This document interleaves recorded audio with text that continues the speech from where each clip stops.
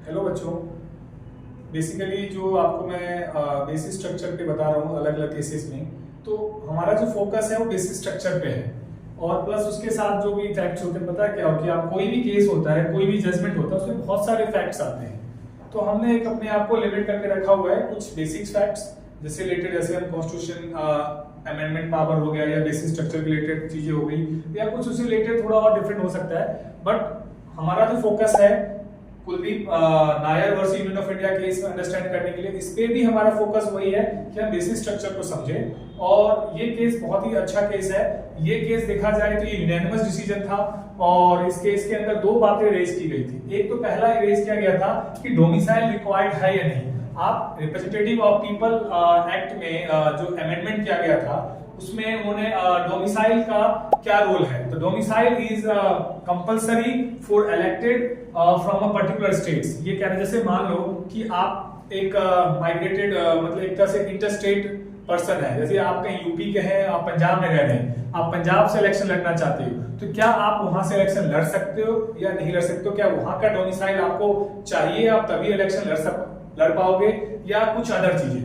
पता है आपको हर एक स्टेट का जो डोमिसाइल का जो एक टाइम पीरियड होता है, किसी स्टेट में 10 साल होता है, किसी में 5 साल होता है, किसी में 15 साल होता है। तो हर एक स्टेट का अपना अलग अलग प्रोविजन है डोमिसाइल का। तो इस केस में जो अमेंडमेंट हुई थी वो पीपल ऑफ रिप्रेजेंटेटिव एक्ट का अमेंडमेंट हुआ था। उसमें ये कहा था कि domicile is required to elected as a representative in a parliament और इन अ स्टेट असेंबली। पहला क्वेश्चन तो ये था।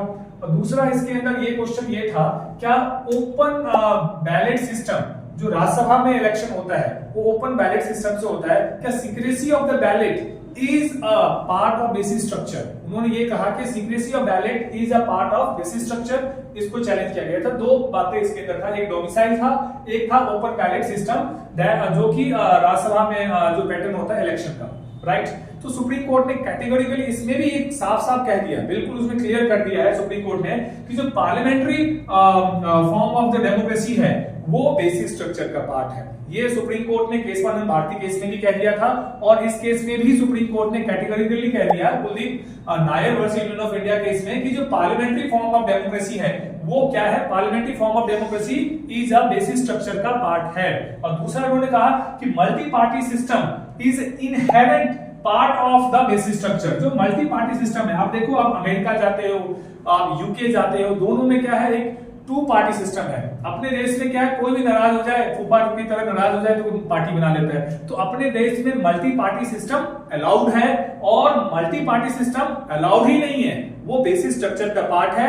जो बेसिक स्ट्रक्चर एक डायनेमिक प्रोसेस है जो सुप्रीम कोर्ट ने केशवानंद भारती केस में दिया था कि what is a basic structure, right. Already मैं कई वीडियोस में एक्सप्लेन कर चुका हूं उसको। Let's start the things. The representative of the people must not belong to the states and it is not a part of federal principle।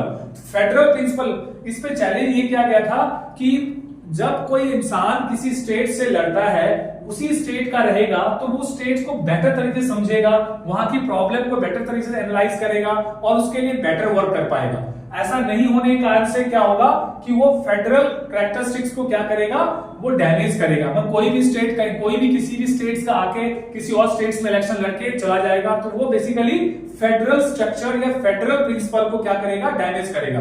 अब यहां बता दूं मैं, फेडरल प्रिंसिपल वो होता है या फेडरल स्ट्रक्चर वो होता है जहां पे मल्टी गवर्नमेंट या मल्टी सिस्टम के पास अपनी एक डिफाइंड जोन ऑफ पावर होता है, वो उस पे वर्क करता है। इस तरीके से फेडरल सिस्टम क्रिएट होता है। तो इस पे सुप्रीम कोर्ट ने कैटेगोरिकली कहा कि जो आपका क्या बोलते हैं, representation of the people in a state is not a part of federal principal.